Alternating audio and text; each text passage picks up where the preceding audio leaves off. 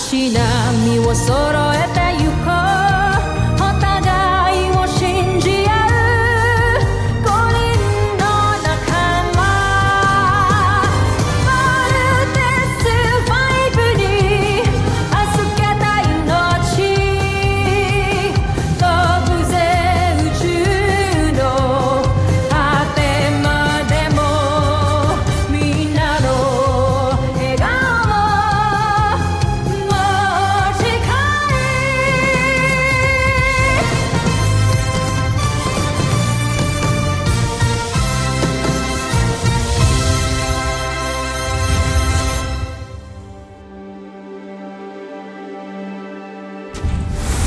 Ang nakaraan sa Voltes 5 Legacy. Maligayang pagdating sa iyong bagong palasyo, kamahalan. Simula ngayon, kamahalan ang itatawag mo sa akin. Wala ka ng pamilya. Patay na sila. Gusto kong makita ang aking pamangkin. Kailangan nating makaalis gamit ang portalis para makabalik tayo sa kapital ng Busan. Kailangan mo na kaming iwan. Magkakasama tayong tatakas. Iwan mo na kami! Pinapangako ko, babalik ako para palayain ang mga alipin. Welcome to our planet Earth. Saan planeta ka galing? Mula ako sa Busan, ang aking tahanan na ginawang mapaniil na imperyo ng aming sakim na emperador. Kailangan na nating gumawa ng sarili nating fighting robot. And we will call it Voltes. Voltes 5. Nakanda na lahat. Have to. Mahal ko kayo ng mga anak natin. Pangahawakan ko ang pangako mo nin. Ihintayin ka namin. Kami ho talaga ang lalaban niyo sa mga alien. Tsaka na naman ho yung panlaban namin dun. Nandyan siya. Handa na ba kayong makita ito? Sir! Yes, sir! I would like to introduce to you Voltes 5! The Voltes 5 robot is formed by 5 ships. First is the Volt Cruiser. Second, the Volt Bomber. Third, Panzer. Fourth, the Frigate. And the last one is the Lander. Ang bawat Volt machine ay papaliparan ng isang piloto na magagaling sa grupo ninyo. Astig! Lahat po kami magkakaroon ng chance para mapalipad yan? Tomas, right? Yes po, sir. No. 5 lang sa inyo ang mapipili na maging regular pilot. The rest, pwede maging part ng support team, technical team, at pwedeng alternate pilot just in case isa sa miyembro ng Voltes 5 na napili ay magkakaroon ng hindi inaasahang problema. Sir, I will do my best to be part of the Voltes team, sir. Sir! Sali rin ako, sir! Count me in, Doctor. Me too, sir!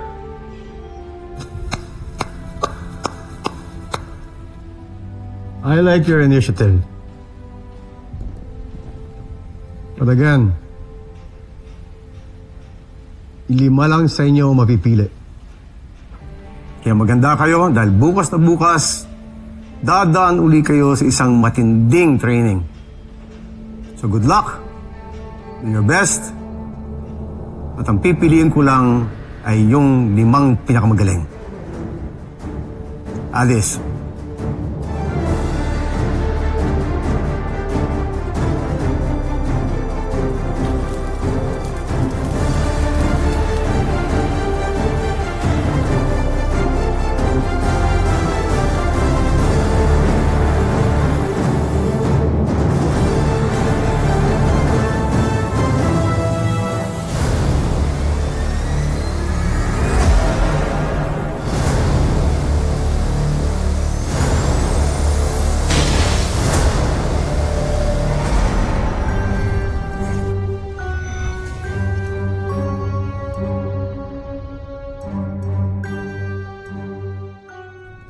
Bakit ninyo ako pinasundo?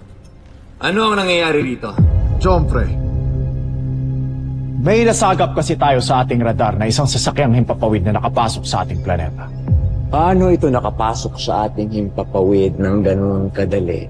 Hindi kasi gumana ang ating depensang pamplaneta dahil kinilala ng mga iyon ng sasakyang nakapasok. Maaring isa ito sa mga luma nating sasakyang panghimpapawid. Sino kaya ang luna ng sakyang ito at saan ito galing? Baka isa itong kaaway na nagbabalik. Anong aksyon ang iyong ginawa, General Oslak? Nagpadala na ako ng mga sundalo ron para hulihin kung sino man ang naglakas loob na pumasok na yun. Jomfrey, huwag na kayong mag-alala. Ako na ang bahala.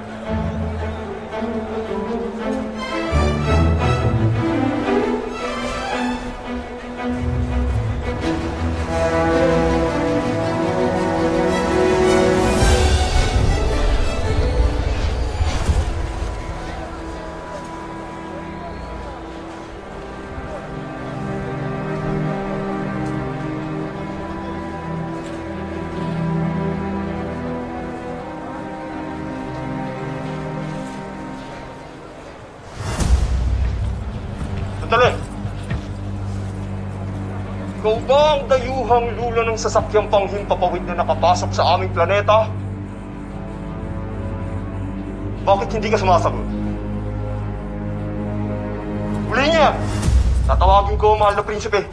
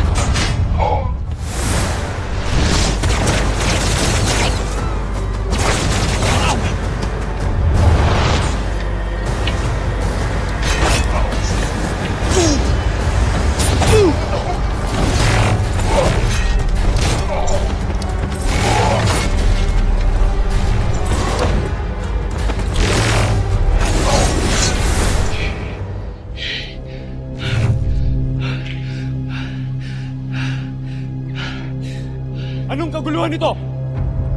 Mahal na prinsipe, natagpuan na namin ang dayuhang nakapasok sa ating himpapawid. Ayun siya!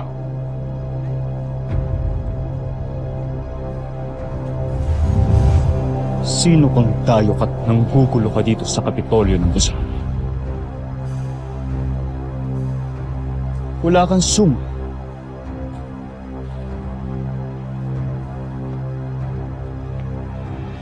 Isa kang halipin. Ngunit, saan ka nang galing? Sino ka? At sino ka rin? At bakit ka tinatawag na mahal na prinsipe?